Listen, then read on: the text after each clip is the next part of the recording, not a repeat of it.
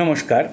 আজ বাস্তুশাস্ত্র অনুসারে আনম্যারিড ছেলে মেয়েদের ক্ষেত্রে বিবাহের যাবতীয় বাধা দূর করে শীঘ্র বিবাহ এবং মনমতো বিবাহের বেশ কয়েকটি গুরুত্বপূর্ণ দিক আলোচনা করব।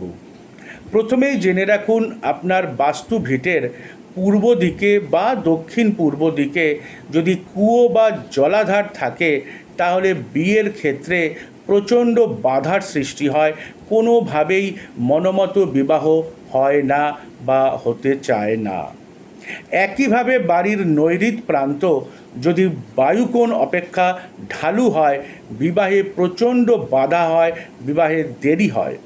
অর্থাৎ উত্তর পশ্চিম দিক অপেক্ষা দক্ষিণ পশ্চিম দিকটি যদি 1 ফুটও ঢালু হয়ে থাকে, বিয়ের ক্ষেত্রে প্রচণ্ড বাধার সৃষ্টি হয়।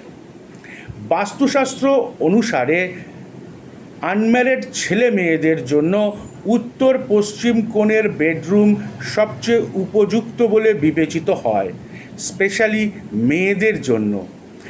একান্তই যদি সম্ভব না হয় তাহলে মেয়েদের ক্ষেত্রে দক্ষিণে বা পশ্চিমে বেডরুম করতে পারেন। ছেলেদের ক্ষেত্রেও উত্তর পশ্চিমে সম্ভব না হলে পূর্ব দিকে, উত্তর দিকে বা দক্ষিণ দিকে বেডরুম করা যেতে পারে, কিন্তু এটা বেস্ট নয়। ঈশান কোণ নিয়ে যথেষ্ট মতভেদ থাকায় ঈশান কোণকে আমি অ্যাভয়েড করার পরামর্শ দেব। একমাত্র জ্যেষ্ঠ সন্তান হলে, অর্থাৎ যদি বড় ছেলে হয়, বড় ছেলের যদি উপযুক্ত হয় এবং আনম্যারিড থাকে, তাহলে তার শোবার ঘর ঈশান কোণে করা যেতে পারে। বেডরুমে বিছানাটা অবশ্যই দক্ষিণে বা দক্ষিণ পশ্চিম প্রান্তে রাখার চেষ্টা করবেন এবং যথারীতি দক্ষিণে মাথা রেখে ঘুমাবেন। দেখবেন বেডরুমের দক্ষিণ পশ্চিম প্রান্তে যেন কোনোভাবে কোনো জলাধার না থাকে। একইভাবে বেডরুমের দক্ষিণে বা দক্ষিণ পশ্চিমে কোনো ভারী আসবাবপত্র রাখবেন না।